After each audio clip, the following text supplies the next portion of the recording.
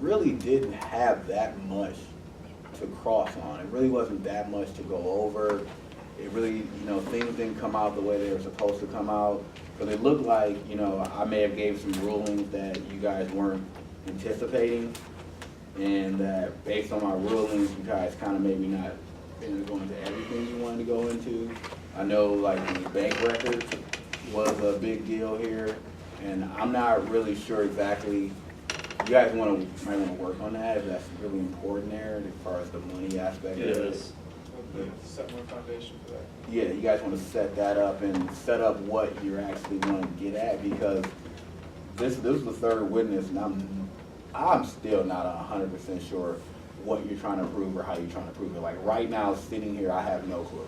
Like I'd rather talk to y'all about it later, try to figure it out. I haven't read the case, so I have no clue exactly what you're trying to prove. But just try to give me a little more, and that's what the foundation is for, so I can see where you guys in the unit are going, because they don't have to have a true direction. They just can just dispute everything you're saying and still score high. I need to know where you guys are going at every moment of every question for every witness. Yeah, so the issue of the money is the receipt of the money, the deposit of the money is pretty central to your case. And there has to be some thought given to how you're going to get that in.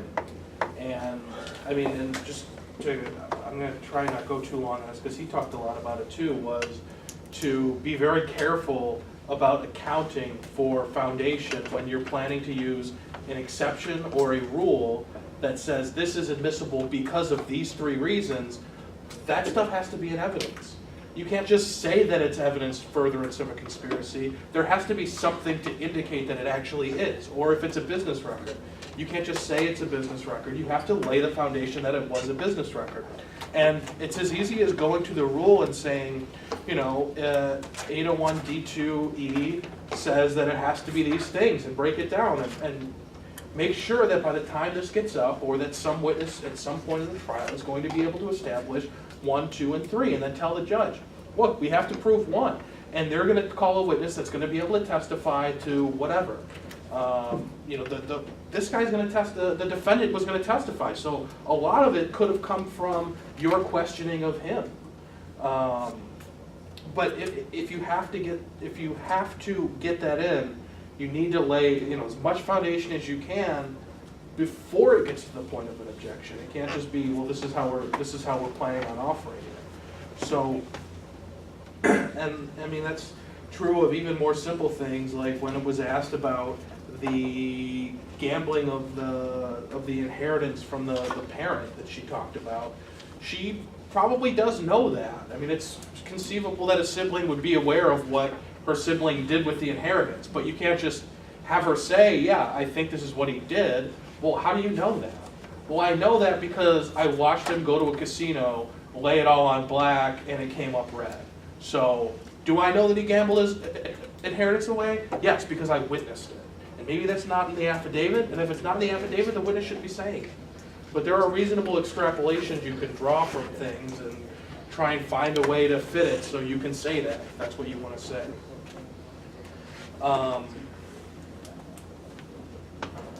A couple things on the cross, or one thing on the cross that I wrote down that hasn't been covered is, Jay, you said blah, blah, blah at one point as part of an argument. I'm so sorry. It was like, yeah, he was testifying to, this and blah, blah, blah. And, let's I'm sorry.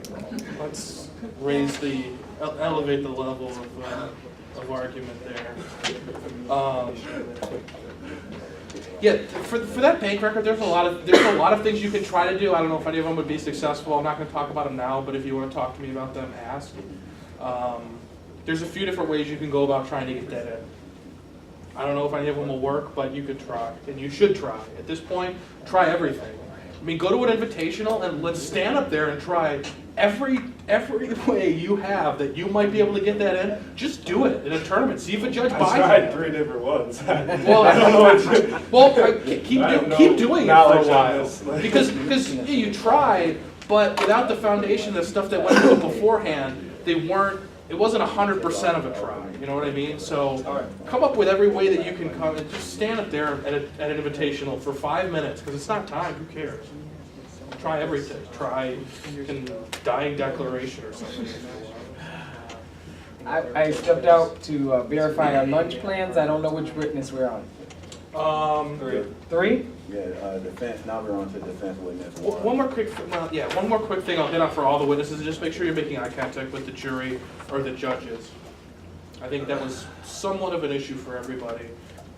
People Yeah. were looking at their attorney a lot. Yeah, I mean, that's the issue that you guys are always gonna have, but at the same time, I wouldn't harp on it right now at this moment, just because it's my understanding you guys are just trying to just start to get your feet wet when it comes to this case and this arrangement of the team or whatnot. So I wrote some of that stuff down. Granted, I'm not gonna say it to you right now just because you can work on the finesse stuff of it, you know, as you guys get together with each other and kind of understand each other's way of doing things, and then you guys will be there. But what cannot, actually, something that is like time won't cure all on this is the way what you think about what you want to ask a person. Because that's not something that y'all can get together and work on and be like, oh, now I have a better thought of how I want to ask, what I want to ask. How you want to do it can always be changed. But the actual fundamental, what you're trying to do is something that has to come individually, because if you really don't know where you want to go, you're not going to help the team get anywhere. Like, so some of these comments are more or less to that one, as far as like for the first direct of Hoy. All right, it was a good starting question. I love the foundation. I think that is, if you guys go back and look at the footage, that is what I'm talking about when I say foundation. That first direct of that first witness, by I believe Ms. Harris. That is what I'm talking about. Foundation. That it didn't seem like she was doing a whole lot up front, but she was laying a lot of groundwork to build a house that she wanted me to move into. So to get me to move, I need to know the foundation sound. She did that, which is asking those questions like, let's start off with this. What do you do? How long have you been doing that? What does that entail? So now I get a clear picture of what Ms. Campbell's witness actually does. And that allowed Ms. Campbell to state here clearly, this is what I do. She sounded serious about it. I got a straight response out of her. And that way it's also like, to get the ball rolling, is that she gave her, like what they consider in football, you do a bunch of easy throws just to get a rhythm. She gave a bunch of easy questions to get that rhythm going. And then from that point, they had a good chemistry with each other, because I put, for the witness, good way to sound informed about your job, good way to sound non-biased, because it sounded like she was just completely honest and straightforward about what she thought, what she saw, what she does, and how she felt. And that is what you really want your witness to appear, to be biased because they're on a team, but to not appear biased. And that was a great job to create that room to where I felt this person could be one of the most trustworthy individuals who has stepped on, onto the scene here.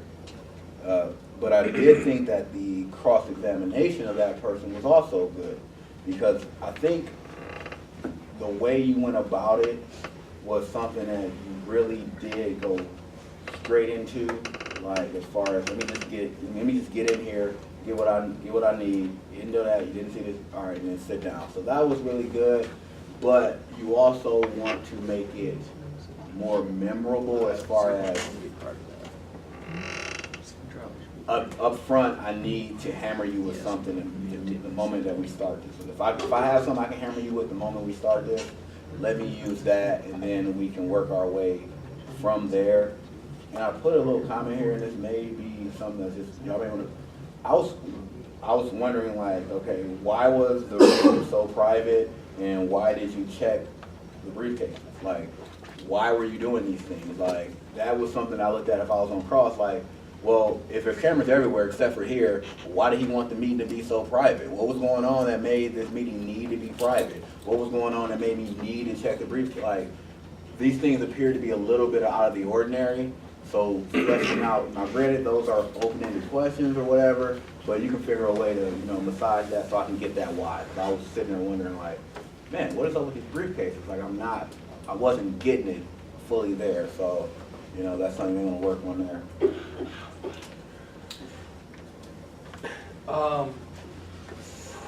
Yeah, for this was the director of security or the head of security. Yeah, I think this was a good example, like Lou said, of foundation as credibility for the witness. I think still that there could be more there, in that, you're establishing, and this is the way I would say it, is that you're doing what you need to do to get the answers to the questions. I think you can get more into the foundation, maybe color it up a little bit as a way of scoring points as a witness. Did you ever see, I'm trying to think of a comparable example. A couple of years ago, Yancey played a security guard for the theme park or something, and we developed this whole question about this specific lock that he put on. And he gave like a name for it, like a brand name for it, and like what it was made out of, because he was a security guard, so I don't know, I guess he really cares about locks. So I mean, it just kind of lends credibility to and kind of gives you a little bit of a quirky personality as an example. For him, he was talking about, titanium steel, could survive the crushing jaws of a shark or something like that to just throw in. It's not going to be in the affidavit. It's not going to be consequential to the case, but it's going to say, okay, well, this is why she's head of security. Maybe she was special forces before. Maybe she was in the secret. Whatever you want to do. I think there's a lot there with this witness that can give her a lot of credibility and help you score points with her. This is a really nitpicky thing that I wrote down was, you asked if this is a fair and accurate copy of the room. Oh, okay. This is a layout of the room, unless you're bringing like a 3D printed like copy of the room. That's really nitpicky, but it's just, be careful about the way you're wording things, because sometimes you'll get a judge like me that just gets caught up on the oddity of saying it like that. For Tricia, one of the big things I think you could just slow down a little bit, and again, because you knew your direct pretty well, I thought. Just work on slowing down a little bit, getting a little more slower pace, and looking at the jury a little bit more. And for was it the cross or the direct where it came up, the issue of Bancroft or somebody saying, I intend to do this, or I'm planning on doing this, that was right? You had the 8033 argument? Oh, yeah. Yeah, just whoever it was that was trying to get on a cross, or I think it was you, was it coming out on cross? Yeah. And then you objected to it? Mhm. Okay. You can phrase your question in a way that makes this argument a lot easier. Because the 8033 specifically mentions motive, intent, plan. So try to use one of those words in your question. And as long as it's basically synonymous with what it says in the affidavit, the witness is going to admit to it. And then if she objects, you can say, Your Honor, I said intended. So intent is covered, so this meets that exception. Then it kind of makes her objection look silly. Like, what, do you not know that intent is something that's covered by a hearsay exception? So it's again with the foundation just thinking ahead and saying, I'm going to make this argument as easy as I can for myself. That's how you do it. Let's see, second witness, Thomas. All right, starting with Cam. So it was a good conversation, good conversation tone, good questions, but I need you to be more descriptive, like when it comes to handling the evidence. I believe this, I gave an example, it was this, right? It was this. Yeah, it was the diagram of the VIP room. Here's what every attorney, and if you have any attorneys being your judges, this is what they're gonna do. They're gonna get mad. And the reason they're getting mad is that everything with trial is about the record. And if the record doesn't state it, it never happened. So technically, the entire examination that you had with this never actually happened. It can't be argued, it's not gonna be argued. If you need to appeal something, you're just SOL, because you literally have to, I have to say, Your Honor, just for the record, even during jury selection, jury number whatever shook her head, or tell witnesses, is that a yes? Does that mean yes? Because things that go on in court that are not verbally stated never happen. And that's just the general proposition. So every attorney's gonna get mad because a lot of attorneys make their bread and butter off the record.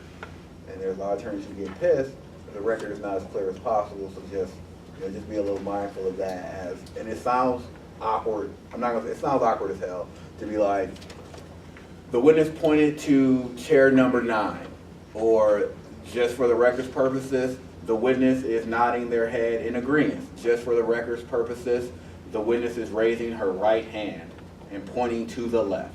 Like it sounds, but it literally has to be done, and just don't feel awkward when you're doing it because it's just something that is, everyone who practices knows that why you're doing it, and no one's gonna ever ding you for it because they know you're just being thorough. And if you got a trial dog, he'll score you higher for it, and it'll distinguish you from the others who are all in the milieu or the middle. And you can almost think of, pretend like the jury, the score people are blind. So if she raises her right hand, they don't know what that means. They didn't see it. And so you would have to say, let the record reflect the witness raised her right hand. So the blind person who's scoring you knows that happened. I'm sorry, Luke, go ahead. And that's just, I think we had somebody who was blind before in one of our rounds, but you never know who's gonna wind up being judging you. There's a guy in Bowling Green that's blind. Yeah, that was BS. But they can't vote. And so witness has done good voice, good tone, inviting tone. Felt good about hearing a person talk. I like that. It made me comfortable. And it made the cross-examination not seem as good. So Taylor, don't change your tone from direct to cross unless you need to. It's Will. Oh, I'm sorry. So maybe Taylor Taylor- isn't here, Will was just filling in. Will, thank you for filling in, and I will cross that out and put Will.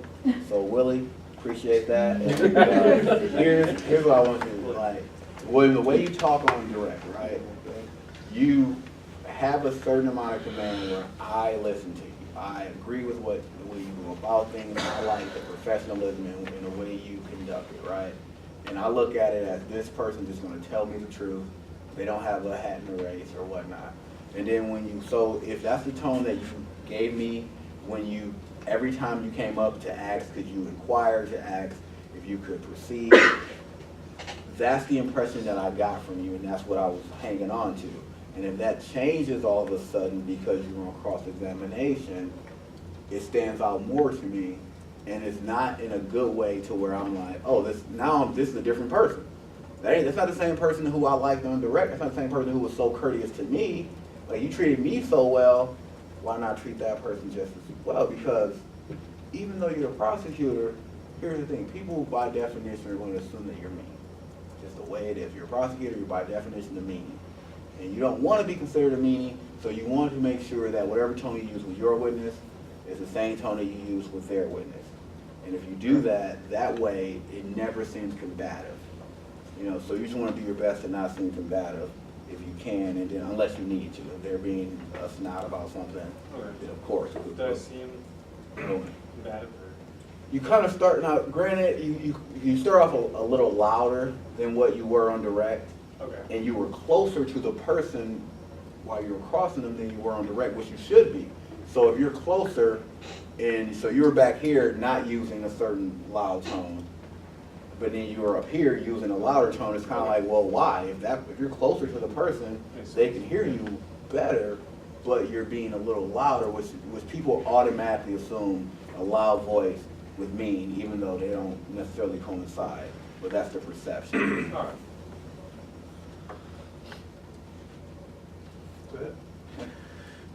right. Thomas was the dealer, correct? Yeah, this thing happened on Cross. I guess that's where I'll start. Where Willie was asking if somebody was Guess different. what? You call it Willie, No, he doesn't like being called. Oh, Willie. William. So it's William. William, you were asking a question like, wasn't this person different from another time? And the witness, Amir, that was a good answer. Was like, I don't really know what you're talking about, because it was kind of a really vague question. Wasn't this person different? It was like, I don't know what that means. I like literally don't know what that means, and that's what I was thinking when he asked the question. And then you kind of said that. At the same time, Cam, if you're cam is. Yeah. And if your witness is saying, I don't understand what that means, it's a good clue that the question was probably vague, and that you should object and say it's vague, so then you're getting the judge to admit that to the attorney that it was a vague question, and you're getting the judge to tell him to ask a better question, basically. Okay. So she handled it well by basically making him, and I think you got into it too, without an objection. So you can But- object to like blanket questions like that completely? Yeah. Vague is a go-to when you want to break something up as well. Okay. It's a vague. Just say it. If they're getting into a rhythm. Yeah, they get in a rhythm. Lost Definitely count. aren't a vague. Okay, repeat the question. Then I guess, like, yeah, you got to throw it out there. Okay. Yeah, I mean, because your job is to, one, kind of protect your witness a little bit, and two, to kind of police their technique in a way, to make sure that they're asking good questions. And if your witness doesn't know what she's saying, what the question is, that's kind of important, because she's about to testify to something under oath. And if she doesn't understand the question, then she might accidentally lie or whatever. I mean, that's kind of the way you want to think about it when you're serving, the court itself, by saying, hey, that's a vague question, he needs to ask a more specific question. And she handled it well, and that can knock off the rhythm of an attorney, like you said, or really screw them up, because they were planning on asking that question, and now in the heat of a cross-examination, they have to think of how to ask the same thing a different way. And not everyone's going to be able to do that. Using the evidence on the direct, I would have 2 copies of it, just so it's not you're awkwardly standing over her, however that happened. The other thing was, I would think about, if it's important for her to point out where people were sitting, then have her indicate on here where they were sitting. Because that's a way that you can help the judges, so they're not sitting here like, well, where were they sitting? Because if they were sitting on opposite ends of the table, then the whole swapping of the briefcase thing doesn't really matter. If they were sitting next to each other and it helps you, then have her just say, write A, B at the seat where where Bancroft was sitting, and write the other person's initials where they were sitting. The other thing more generally about the dealer, and I'll just bring this up now because I don't know if there's a more appropriate time. Have any of you guys been to a casino? Played table games? Do you find that they're very relaxed with what you have on you or in your hand or around you at a casino? Because I've gotten yelled at for picking my phone out of my pocket at a casino. They generally, some of them don't allow you to take bags out on the floor among the tables. So it's kind of odd to me that these people just have briefcases and nobody's kind of like, well, why are you walking around a casino with a briefcase? And it kind of gets into this larger point with this witness is, I don't know what happened at the table. There's a lot of details about it that were just not clear to me, which is, one of them was, I was thinking an alternative theory of how this money got was if they're playing poker or something, which I understand they were playing blackjack, so, but if the person doing the bribing is intentionally losing so the other person's winning, that's just a way of laundering a bribe. So I think you should, if you're the defense and you're trying to prevent that from happening, then establish that. So what game were they playing? They were playing blackjack. So in blackjack, it's not possible for Bancroft to have lost money directly to Covington. That's not possible in blackjack. No, it's not. You can only lose money to the house. Okay, well, what were you using to shuffle the cards? Oh, we have an automatic shuffle. Get into that a little bit. Because it's just other stuff that kind of makes it less likely he accepted a bribe somehow. Did you see them? Were the briefcases ever on the table? No. Were they doing things under the table all the time that you couldn't see that was kind of suspicious looking? Dealers look for that. They're supposed to look for that because they're looking for people at a casino cheating. So she should be able to testify that, no, they just sat there like normal people playing blackjack the entire time. The other thing is how much money was being bet, because supposedly the defendant deposited $200,000 the next day, which I understand he claims are gambling winnings. Well, was $200,000 on the table that he could have won? Were people making bets that large? And if it's not in the affidavit and the defense doesn't bring it up, the prosecution needs to bring it up. Because, I mean, he's claiming he won all this money, $200,000. It's not really easy to win $200,000 playing blackjack necessarily. So get into that. How much money was being bet? Were they playing $25 hands? Because then I'd find the fact that the witness might not even understand why you're asking that question. Just say, look, what was the largest bet that you saw? Okay, it was $50. Okay, so he sat there for 20 minutes. The largest bet was $50, yet somehow he had 200 grand at the end of the night. That's pretty extraordinary. So I think the defense wants to get into the details to prevent that idea. If you can't establish that there's no way he got 200 or that he did get $200,000, just try and add as much detail so they can't go up there and ask a question like that and just torpedo your whole theory that he wanted gambling. So yeah, I mean, I just think about the way a casino operates and think about what a dealer might notice and might not notice. Because you can use what's in the affidavit, you can use what's not in the affidavit. Because you can get up there, either of you, and ask, did you ever see this? And if it's not in the affidavit, she has to say no if it's relevant to the case. So it's just a way of kind of thinking of ways to strengthen your examination by looking at what's not in the affidavit and what should be in some cases. All right, so wrap up with 3 and hit these closing. Look, for Mr. Grant, okay, good conversation, you know, it says, but I want you to sound more concerned about what the witness is actually saying. And what I mean by that is just, it's the cheesiest stuff, but it works. It's kind of like those little things where they're very staged mannerisms. I use them in court all the time. It's just, it makes it seem like it's intriguing, even if it's not. You know exactly what's coming up, but you seem a little more intrigued, like, wow. So yeah, and especially the fact that this is a star. You got the star right now. You're about to shut the show down. This is curtain call. This is the final show right now, right here. They need to believe this man. This man is not a crook. He's not Richard Nixon. He did what he had to do. He voted with his conscience. He voted because he had to. Like when he was explaining, like, look, this person had this experience, this person didn't. I just had to make a decision. I made a decision on the best stuff I did. Like he had great tone and great pace about it. Just confident about it all.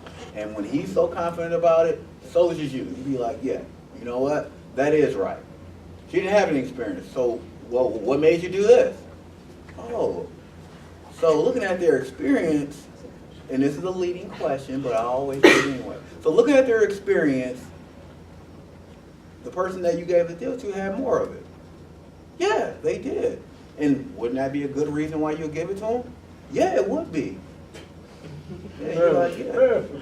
Because the Back reason, inside the boundary. and the reason you want to do that is because it's like, look, we're here because somebody got sour grapes because they didn't get a casino they wanted. So what? He made a decision he had to make. It had nothing to do with money. It had something to do with the fact is that if the proper person ain't running the casino, why would it go? You know. But on the end of that, there were good objections to that direct examination, and I put although not sustained. So the objections were good, even though I did not sustain them. Like that does not mean do not raise those that at all. Raise them anyway.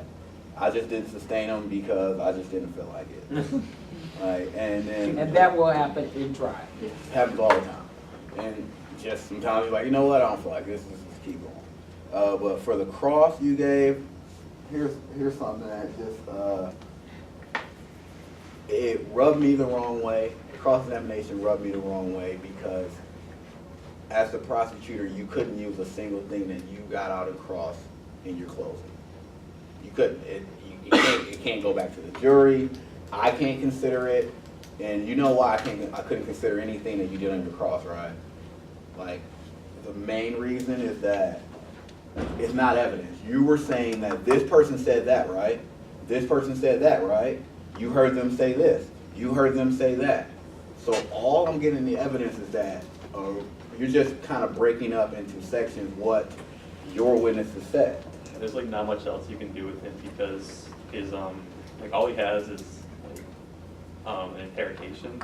Yeah. And You it's gotta do really like basic the information. exhibits and stuff like that. Here's what you get into with him, and especially if it's right around your thing. You know, you gamble frequently. Yes. And you gamble at this person's casino? Yes. And you're acquainted with that person? Yes. And you know that person extensively? Yes. And you actually had a meeting with this person when it came to who was gonna get the casino? Yes. And you said that you made your decision based on their experiences, right? Yes. And you interviewed this one person to get out all their experiences, didn't you? Yes. The other person, you didn't interview them at all, no?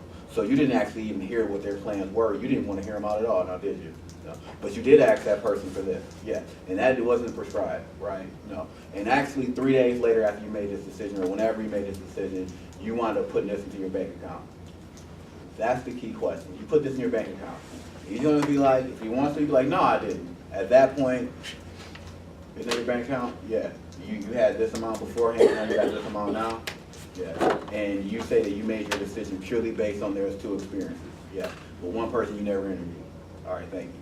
Sit down. Like, in that way, that's your entire cross right there. And because it's irrelevant what they have to say that he knew. Because the moment, this is the thing. He took the stand. That should be the worst day of his life, is that he took the stand. So that's how you want to do it, because if it's not for the truth, I'm not going to consider it. So it's like just saying what he heard them say, because he could actually be like, no, I didn't hear that. And then where are you at? Because you're going to look at me and say, well, I know what was said. Does that mean he was listening? Because now you're hoping he was listening, and you're hoping that he's going to agree with you just to get the yeses that you want, when he could just say no, and no one will look at him any way different. He'd be like, no, I didn't hear that. They didn't say that. And then you can't impeach him on that, because you can't use any extrinsic evidence to prove the fact. So you got to take his no. So if he really didn't want to, if he wanted to be a snot about it, he could have been a real snot and just blanket no's. And you would have just been sitting there looking around like, okay, well, why the hell is he doing it? And people do that, because I used to do it all the time, just to be in a hole of them, if I wanted to. So just make sure you know, stick them where you can stick them, and don't make them agree with stuff that he doesn't necessarily need to, because you want to argue it later. I think you learned that skill when you won your first witness award at Yale, you and Mike. Yep. Don't agree to anything, nothing happens. Yeah, because all you're asking him about at that point is this awareness of the statement being made. So it doesn't change the fact that the statement was made. You're right, it was made, but you're not asking him if, you're asking him if he's aware or if he heard it. So you can say, I didn't hear that, I didn't hear that. It could be like, okay, well, I'm not gonna find this guy guilty because he wasn't paying attention. Okay. Yeah, I think another good reason to get into the gambling part of it is that kind of gives you your motive. And I think that's something you need to incorporate into your theory too, is why was it so important that this guy gets $250,000? Well, he's a habitual gambler. And habitual gamblers usually don't have a ton of cash lying around, because if they did, they would gamble it until they lost it. So why did he need $250,000? The guy's a degenerate gambler, that's why. So, I mean, I think that's another important part of the cross. The other thing, like he said, you deposited this $200,000, you know, the first opportunity you had after you left his casino. Right? Because by the time he left the casino, bank's probably closed. He's got a suitcase full of money. He's got to go the next day. And it was the next day, wasn't it, that he deposited it? Yeah. I mean, you can't really say that, get him to admit, yeah, I got a suitcase full of money and then I deposited it the next day. But you can go as far as you can towards that by saying, look, you left with a briefcase, right? Now you heard, I mean, you could even get into, you know, you heard this witness say, the day he met you, he was stuffing money in a briefcase, right? And then you leave with a briefcase, and the next day you're flush with cash. I mean, some of that is kind of going a little bit too far, but that's kind of the picture you want to paint with that cross. Okay. And it's not necessarily about what he says in his affidavit, but it's what you can get him to say. And a lot of it is stuff that he has to admit to. Is like, yeah, you know, I deposited it the next day. And I mean, and that's a big part of your case. And I like, really, just asking him about what he heard, like, I don't know what, I don't think there was any substance to that cross. And it might be that there's not a lot there, but there's something. Yeah, it's just something there. You just got a whole cross there. Don't ever let them call you your witness or your client a gambler. Period. Don't let that happen. Like that's improper character. Why does it matter if he's a gambler? Will that mean he's a crook? It doesn't show dishonesty because you're a gambler. Flat out, do not subjugate your client to being considered some degenerate gambler who has a reason to need this money. No, he's an upstanding citizen. He's a pillar of the community.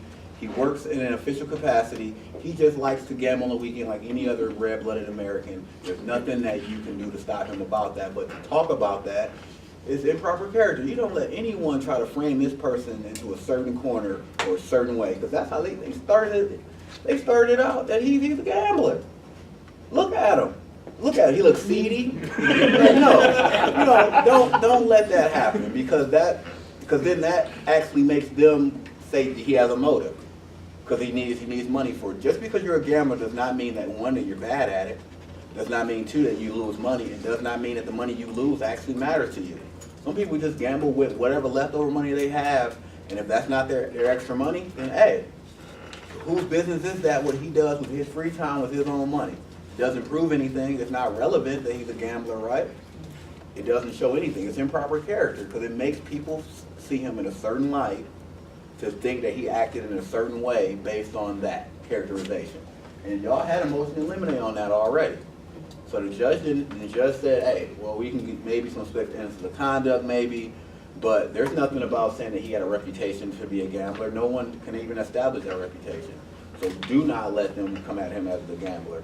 With that being said, y'all need a better thing. I'm just gonna, normally I try to be as nice about it as possible, but you guys need another thing. Because here's the thing. One, what did he lose? Because the way you say he's a gambler, gambling is his thing, or whatever, how you want to phrase it. Like, that's his thing, gambling. And then you say he lost, right? And that's kind of what you're trying to say, that he lost. Well, where I'm sitting at, if in fact he got $250,000 from somebody, where's the loss? Where did he look? Because when I look at his bank statement, he was winning. He was clearly winning. Ideally, his freedom would be lost, I guess. Yeah, his freedom would be lost, right? Yeah. So he had not lost yet. You're the reason why he needs to lose, right? Yeah. So to say that he already lost, we're looking like, well, what did he lose? He got what he wanted, and he's sitting here as free man, because right now he's presumed innocent. So you haven't proven anything to say that this gentleman over here lost at all. So you want to get into the heart of what you're trying to prove, and you can care less if he's a gambler or not a gambler, because trust me, there are plenty of public officials who don't gamble, who take bribes every day. And there's plenty of corruption. It does not mean that you gamble. So what you're trying to really say is that this person wanted someone to pay to play. Period. He wasn't going to entertain anyone's proposition for the new casino unless they wanted to pay to play. His bank statements, his statements, the way he was acting, who he was with. Not that just because, I get it, the casino thing, gambling, but until you take all his chips away, he hasn't lost anything. So you want to do that, because that's why I put, you need a better thing, because you need more to link the two defendants. Like, they're co-defendants in separate trials. And you brought up the person's name a lot, the Bancroft name, and I get that, because that's what we need to establish, that these two people at some point had an agreement. But give me a little more. I need to know what's the deal with the briefcase. I still need to know that. And if it's the money stacking, emphasize that a little more. Just the money stacking is important to me. Why are you stacking a briefcase full of money? What do you do for a living to where you need a suitcase full of money? And I don't know, what do you mean by gambling was this game and he lost? We kind of went over that. And you are really light on element 2. Element 2 is Probably in all the elements.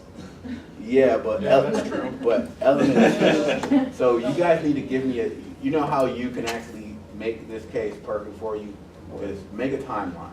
Okay.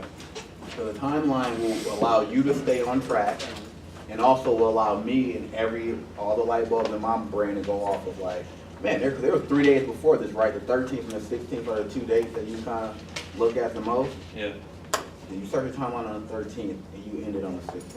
Okay. And I say these 3 days, in this 3 day period, he made a multi-million-dollar decision and got $250,000 predicated on that decision, and here's the timeline, and here's what happened between that timeline.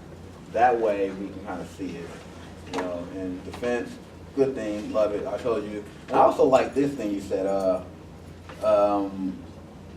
one vote, one decision. I know that's not your thing, but I liked it. It really kind of brought home of who he is as a person, what he actually does. Because for a while, I didn't know what the hell he did. You know, it's like, yeah, that's his decision. His vote, his decision, it wasn't influenced by anything. You need to hammer the elements earlier, push harder on the burden of proof for them. Good job on the briefcases, that was wonderful. And a good job of showing why he voted the way he did. Like, you really took it out of the context of money, out of the context of everything, and really brought it home of this is what a public official would do at any point in life. So I really like that closing. And if y'all could try to make sure you shape your case around that closing, like I'll go back and look at that closing, see if you can shape everything around that closing, because that really was, to me, the highlight of hearing everything as it went on. And I mean, granted, I would have found the client innocent anyway, not guilty, but that really hammered it home for me. Oh, and never say I don't have a rebuttal. I don't care if you don't have anything to say. We had nothing, let's be real. No, that's what I'm saying. I've seen it up there where it's like you don't have anything to say.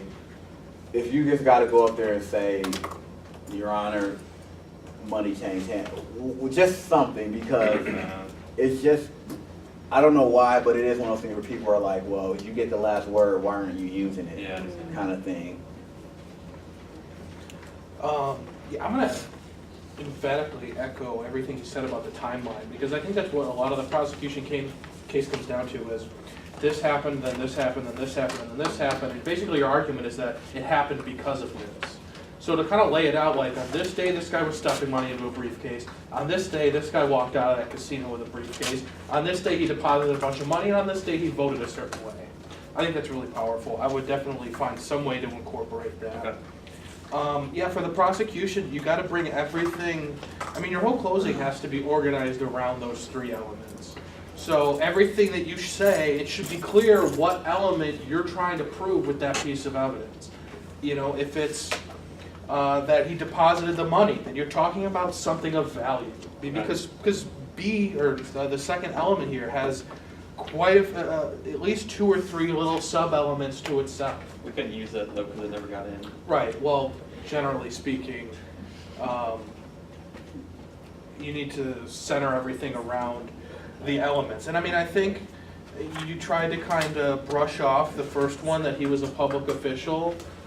And just because it's not being disputed doesn't mean you haven't proved it beyond a reasonable doubt. Okay. So it should be part of someone's testimony, like he said, to just, 1, establish that that's the person we're talking about somewhere in your case, and 2, have someone talk about what his job is. I mean, it could be his cross. You know, I think that's a good part of the cross to get into his job, the authority that he had, the idea that, what was there, 3 people making this decision? Yeah. And the other 2, each of them voted one way, so he was the swing vote. Yeah. Right, so that's going into, you know, in return for being influenced in the performance of an official act. So you're trying to say, like, well, you were the swing vote, he just happened to vote for the guy that, you know, he just walked out of that guy's casino with $200,000 in a briefcase. So you just think about everything. I mean, and really that's the starting point for your whole case, is like, what do we need to get out to prove these elements? So that's going to color or change who you're going to call, what you're going to get out of them. It's all about getting that stuff for closing.